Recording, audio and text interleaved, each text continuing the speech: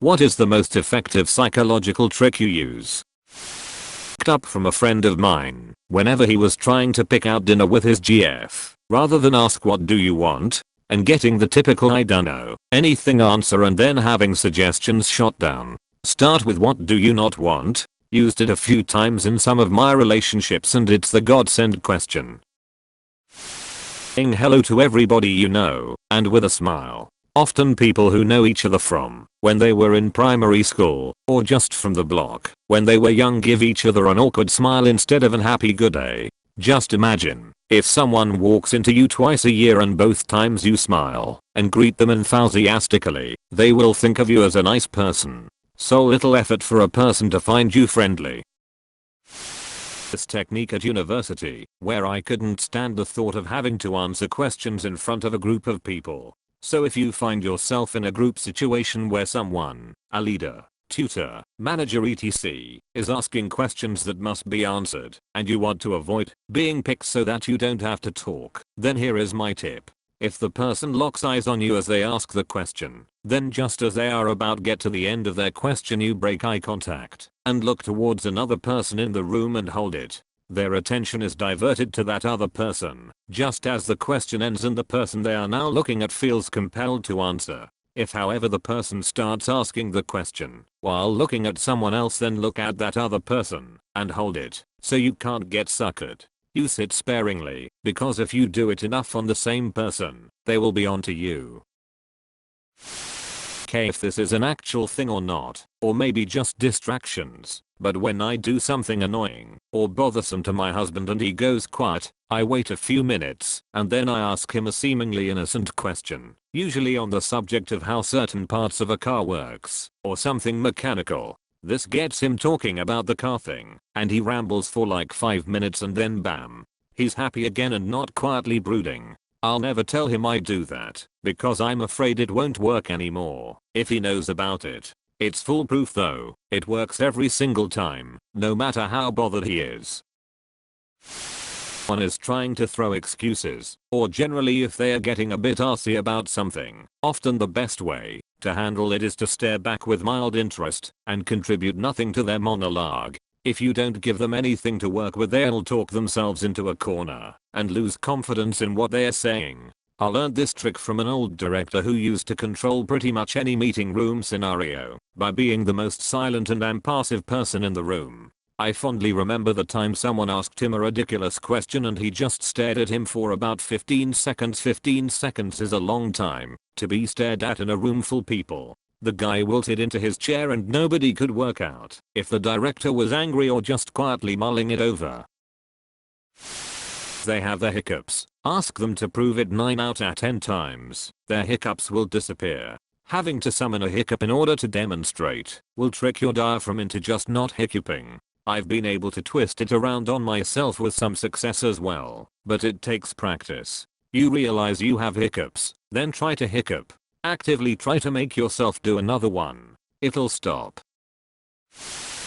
Smile at the bartender. They'll be more likely to come to you quicker. Smile at your colleague in the morning and they'll be more open to the request that you've got for them later. Smile at your kids and they'll feel loved. Smile at your partner and they'll wonder what they've done that's made you so happy. Smile at me and I'll smile back and we'll both feel great for a few minutes. Smile at everyone when you meet them. Smile in a job interview. Smile at the shop worker, the binman, the postman, the random dog walker in the park, the person who nearly bumped into you on the street, the barista, your teacher, your mum and your dad.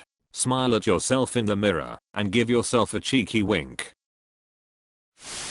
It's pretty well known, but I've been using it for a few decades and has a special spot for me because I came up with it and was probably the 3 billionth person to come up with it. Flip the coin. If you can't decide something and then follow, whether or not you feel happy or disappointed with the result that it gives you.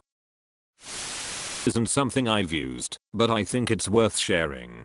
Darren Brown said that once there was a muscly drunk guy that wanted to beat him up and said the classic "What are you looking at?"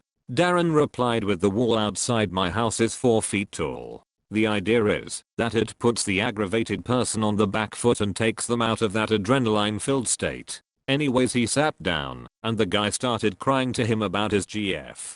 He is Darren Brown though, so I wouldn't recommend this to everyone.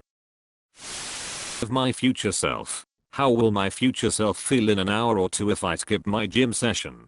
Will my future self be happy if I do this pile of dishes now, before bed? Or would he prefer to have to do it in the morning, before work? I have a 3-month deadline on this project. Will my future self appreciate my current self taking the first 3 or 4 weeks easy? Or will he be really pissed off?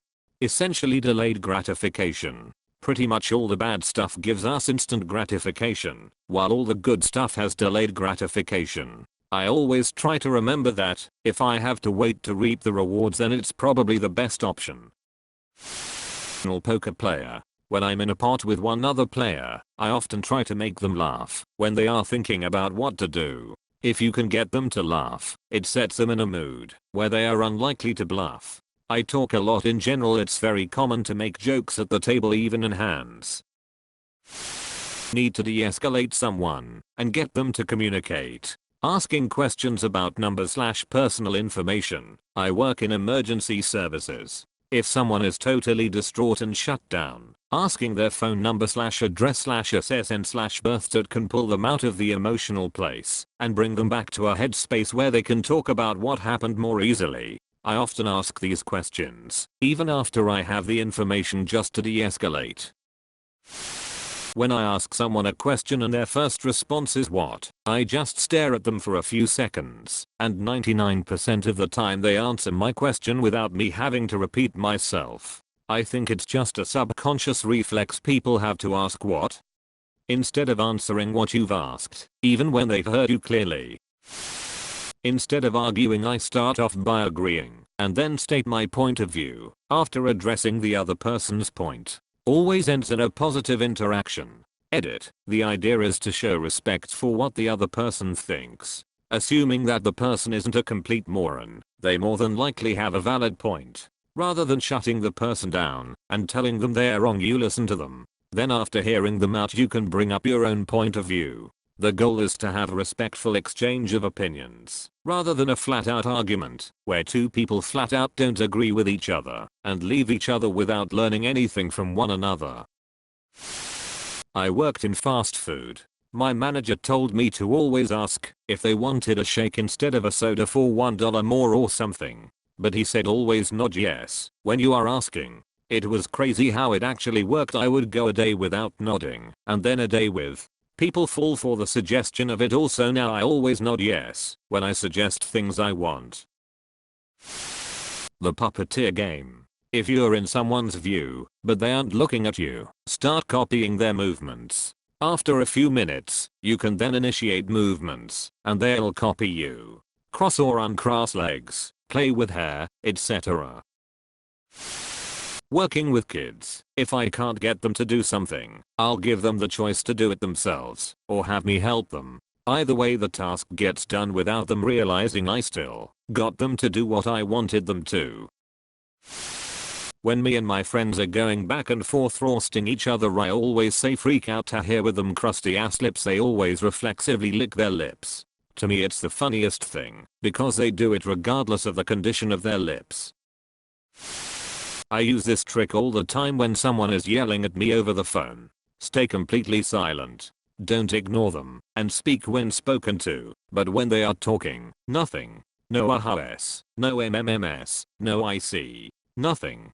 Deprive them of all subconscious feedback. You really have to work at it, because humans naturally try to feed off one another verbally in conversation. The other person will quickly sense that something is wrong in the conversation, and it usually throws them off track enough that they stop ranting or yelling and tell you what they actually want. Best way to shut someone up without being rude.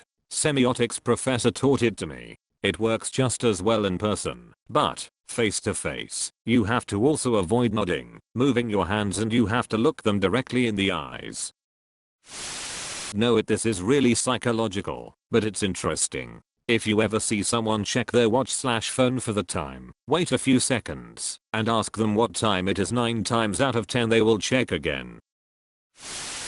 Getting someone to do you a small favor makes them like you more.